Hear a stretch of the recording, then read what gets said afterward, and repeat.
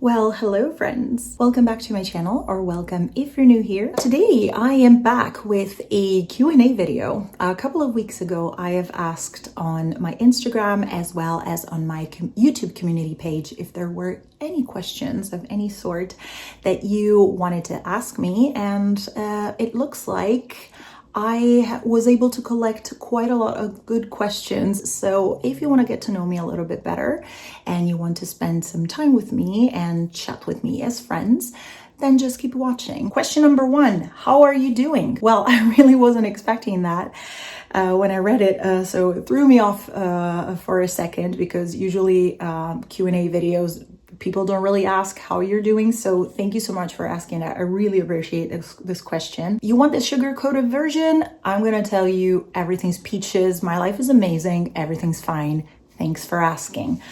But to be completely honest with you, I am currently processing some things that happened to me that were kind of like hard to digest. So 2025 so far has been pretty challenging, very challenging, and challenges take a lot of time to digest. Even if you knew at the end that those challenges were exactly what you needed. I've been someone who has been sharing a lot of my life on YouTube, especially, or on social media over the last few years, almost a decade at this point. But there's a lot that happens off camera, behind cameras, that you don't see, you don't know about. And there are some things that I just am gonna keep private, and things that I am going to be keeping private until I figure out how I feel about them. If I'm ready to talk about them, if I want to share them online, if I'm ready to do so, that's exactly what I'm at. I'm exactly at that stage. So to answer your question, somehow I manage. I got a couple of questions. Sorry, my upper lip is sweating a little because this studio apartment gets really hot in the summer, so that's why it's a little darker in here. I actually like this lighting and this atmosphere, but I am purposely keeping the blinds down because I am not allowed to have the blinds up in the summer because it gets really hot. So we really don't want to be unnecessarily sweating in here. I got a couple of questions asking me if I am thinking about staying in Germany permanently or long term, if I ever think about going back to my home country, which is the Republic of San Marino. I feel like as a person who lives abroad, you are constantly going to split between two different worlds, two different lives. And you would think, or I used to think, that by this point, it's been 11 plus years of life abroad, I would think I would somehow resolve this situation, and I would feel like I would belong to a specific place. I don't really. To be honest, I used to think that Berlin was going to be my forever place. I was completely smitten for this city, and I still love it. Don't get me wrong. I can't really imagine myself to live somewhere else, at least for now. But Berlin, let's face it, it's really not the city that used to be when I first fell in love with the city. It's changing so fast. It's gentrified. It's chaotic. It's too big, and let's face it, it's becoming a city for rich people, and it never was like that. It's losing a lot of its soul and of its identity due to gentrification, but mostly capitalism. I honestly don't know how I feel about it. I feel like I still belong here. My chapter here is still not resolved, but I honestly don't think anymore that I am destined to live somewhere permanently. To be honest, we evolve as people, we change. And so it's normal in life to feel like at some point, at some stage, you want to move somewhere else, you want to live somewhere else. I really don't know. I am sure that unless something, really big that's going to happen that forces me to go back to my hometown, I don't think I will do that. And I think I still belong to Germany, and I specifically still belong to Berlin. I still see myself living here for a while. I can't really say honestly how long.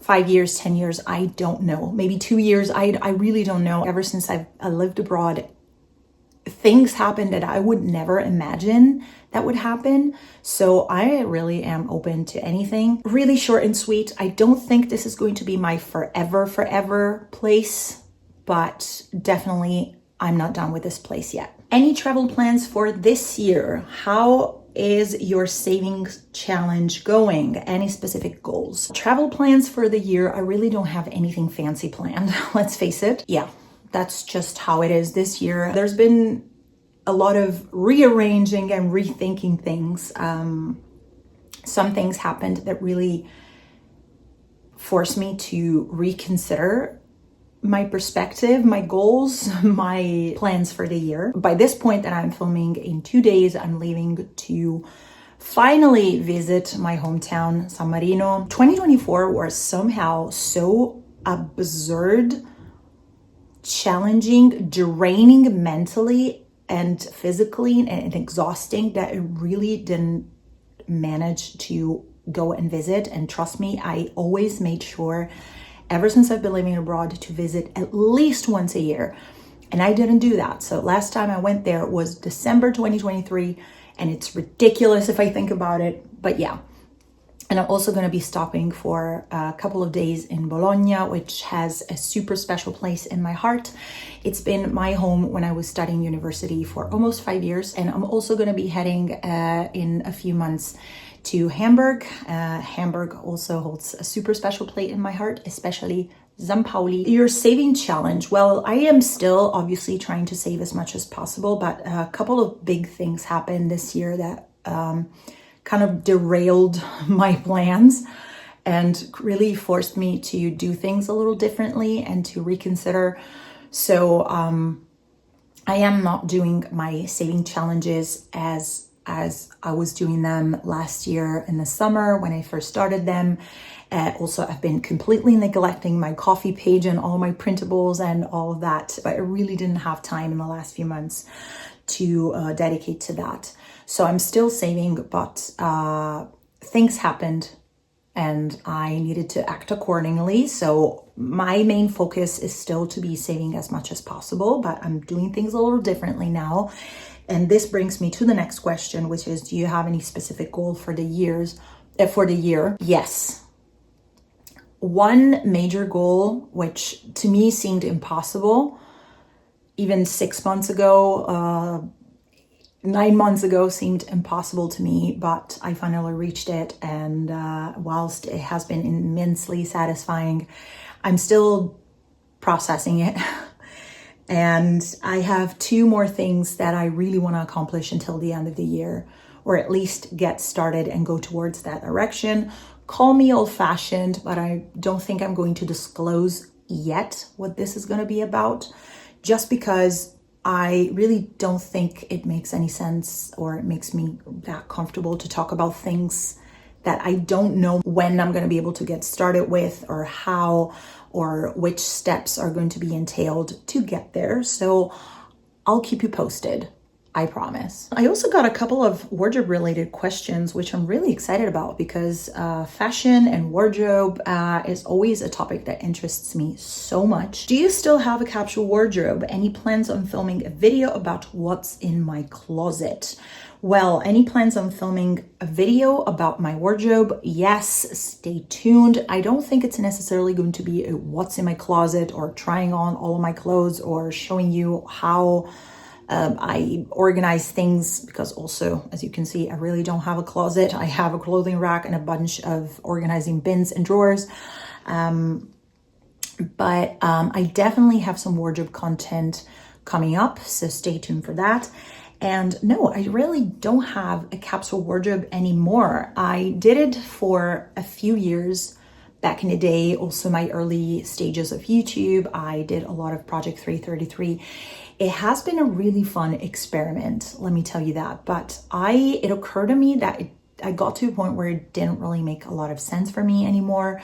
First of all, I live in Berlin, and Berlin doesn't always necessarily have the best weather. Also, let's be real. Climate change is playing a huge role into this. I feel like there aren't 4 distinguish seasons anymore, where I get to really wear seasonal pieces in the 4 seasons. But I pretty much have some good chunk of my wardrobe that I can wear all year round, or I try to make it work all year round. And then I have super seasonal pieces that I pull out in the summer or in the deep winter. And also I think my style and my personality when it comes to wardrobe and minimalism and living, a conscious, mindful life really has changed and shifted over the years. So, yeah, hopefully I'm going to be able to share more about my wardrobe. I always love any wardrobe related content, to film it and to edit it. It's always the best. Have you felt lost in style or fashion as a minimalist? I really don't think that I've ever felt lost in that sense. Probably if I think about it now, how it used to be back when I had it's really tiny wardrobe and I was able to manage 6 months with really few pieces.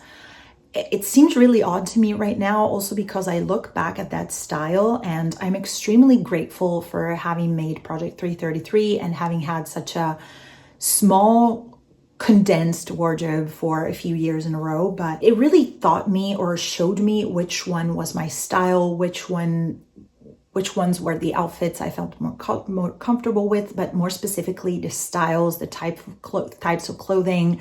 When you work with a very limited clothing palette, you learn faster what your likings are, what your dislikings are, and you refine your taste. But if I look back, I realize right now that my style back then was pretty basic.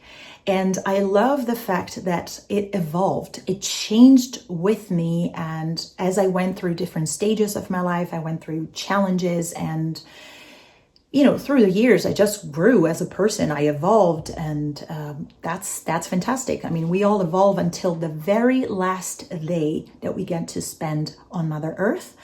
And so that's that. I don't think I can consider myself a minimalist like that extreme anymore as I used to be with that limited clothing choices. So I never really felt lost, but back then probably I looked a little lost and a little basic for my current likings.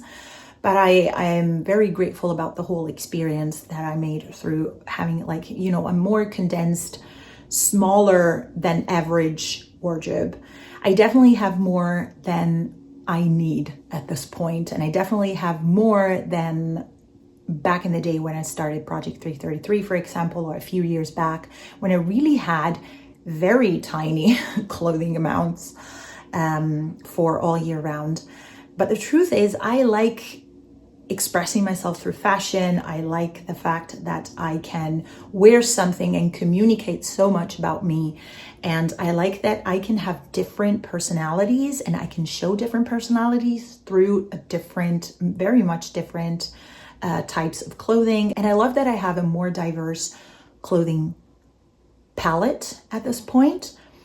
So no, if anything, I am grateful about the whole evolving process that I went through, but I don't think I've ever went through major challenges or I've ever felt lost, because this whole very long haul process, if anything, it helped me better to define who I am and how I want to express myself through clothing and fashion. What's your favorite outfit? Good question. There are a lot of things that I love to wear. But I definitely am, as much as I love skirts and dresses, I am definitely more a pants wearer or jeans wearer. So I don't think it's 100% my favorite outfit, but it's definitely my most worn outfit, which is jeans and t-shirt. If I don't know what to wear, if I'm in a rush and I need to quickly grab something and get out the door, jeans and t-shirt all the way. I really love the fact that I own some patterned t-shirts or t-shirts with a bold graphic or bands t-shirt. That's back in the day when I was, doing capsule wardrobes and I was like a more extreme minimalist, if you want to use that term. I really don't consider myself like that anymore. But I wasn't allowing myself to have bold patterns or printed, quirky graphic t-shirts or even band t-shirts for that matter. But I love how they instantly give that extra twist to a super simple t-shirt and jeans combination. If you ask me, like until not too long ago, I used to believe that I would take my black skinny jeans to my grave, and I still stand by it. But for me, skinny jeans were the only pant option that was possible. And in the last couple of years, it occurred to me that there are other things that I actually really like to wear and that suits my personality and my body type quite well, I think. I'm a huge fan of mom jeans. Let's face it, they're so darn comfortable and they look good. I like them. And also like palazzo pants or just wide leg pants, not flared necessarily, but just wide legged. Again, with a simple t-shirt.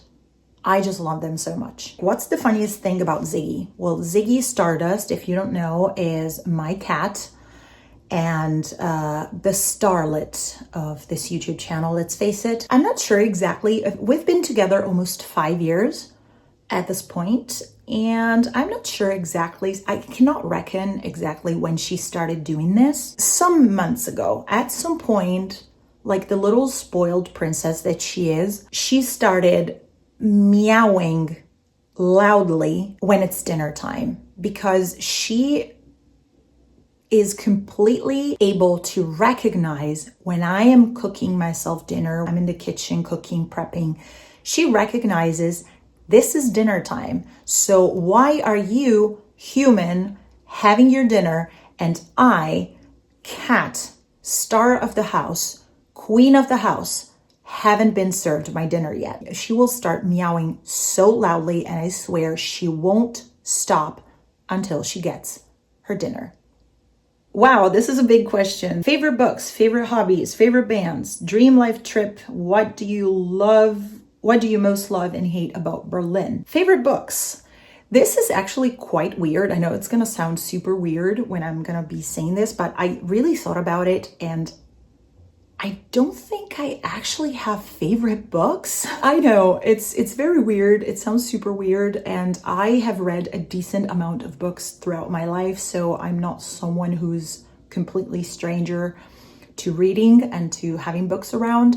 But if I think about it, I don't really have favorites because I never reread books. I am perfectly comfortable in watching and rewatching over and over again TV shows, movies. Whilst the visual elements of a movie or a TV show is kind of like a safety blanket that I always very gladly go back to, I don't have that attachment to books to the point where I reread them. And so I don't have favorites, which is weird. I know. Also because I briefly touched on this topic on the last Q&A that I did. I really don't have a favorite genre or a favorite author or writer. I just have a mismatch of reading interests. I go from memoirs to rom-com to nonfiction something to a mystery novel of some sort. So I have very weird mixed tastes when it comes to reading, and I read pretty much anything that sparks my interest.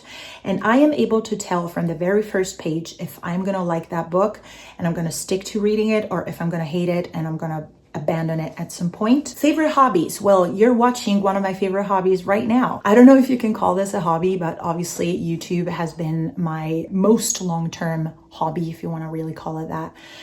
But it's been a big passion of mine. I love filming videos, but I mostly love editing videos. It's just something I can get lost into for hours without even noticing. Reading, obviously. Then, I don't know, is thrifting and secondhand shopping and browsing through flea markets a hobby? I just love doing it. Even if I don't buy anything, I just love doing it. I'm naturally curious and I love browsing through pre-loved, used, old stuff, basically. Music and going to concerts, I really, really love that. It's become a really expensive hobby, let me tell you that. So I have to be much more selective about it and which shows I decide to enjoy, but nonetheless, Can't live without it. Favorite bands? Well, another topic that I love so much.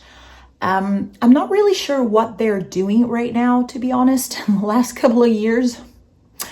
But Foo Fighters. Foo Fighters have definitely been one of my favorite bands. I mean, I have a tattoo that's inspired to a Foo Fighters song. And no matter how weird things get with the band, the music that they made still remains. And well, Descendants, No Effects. On the German side of music, I have been obsessed with Turbostadt. Die Ärzte have been growing on me quite a lot in the last few years, and I am a punk rock girly. I started listening to punk rock music when I was 13. The first ever punk rock record I've had my hands on was Americana by Offspring, and I wasn't really able to stop ever since. I think it's the music genre that resonates with me the most. It's just everything that I am. Dream life trip, Japan, without any doubt. I want to go to Japan so badly, and I've been wanting for a few years now. That still didn't happen. It's going to happen eventually. Also, I want to go back to New York. I've seen New York the last time as a 14-year-old. It was 1999. I don't know. I really have blurred memories of New York, and New York is the city where my mom was born and raised, so I do have kind of like a special attachment. That's also going to be insanely expensive. Hasn't happened yet in 26 years. It will happen eventually, I know. The thing I love the most about Berlin is that you can be whoever you want to be in the city, and I feel like there is going to be a place for you.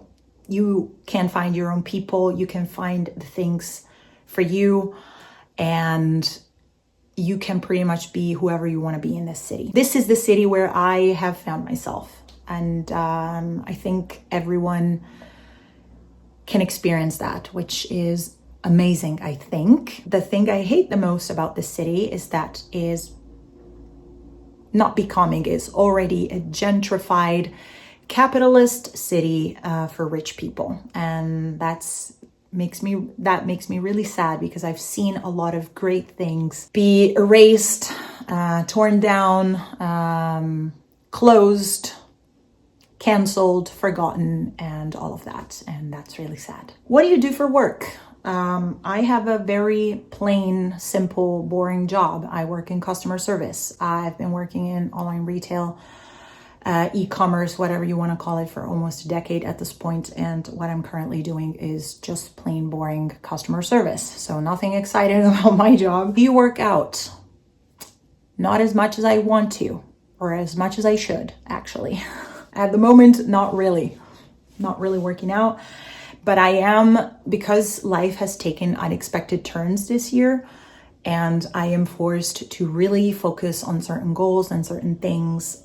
I am not just saying this just for the sake of the video. Yes, this is going to be the best year of my life. No, it's not going to be the best year of my life, but this is going to be the year of my life where I do things intentionally, where I am determined to move towards the goals that I want to reach. This means that I have to prioritize my health and myself, and working out eventually is going to become a natural part moving forward. I'm going to make my absolute best to make it happen. Definitely try to focus on my health and on moving my body.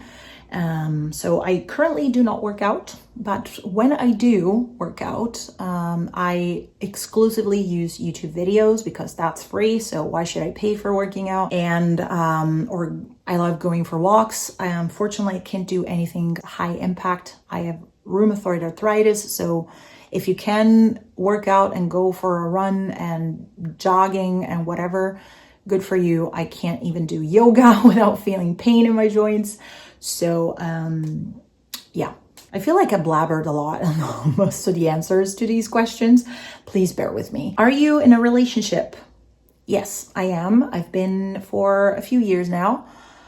I never really talk about my partner, and I intend to keep it that way. How do you stay sane in an insane world? You want to hear a secret?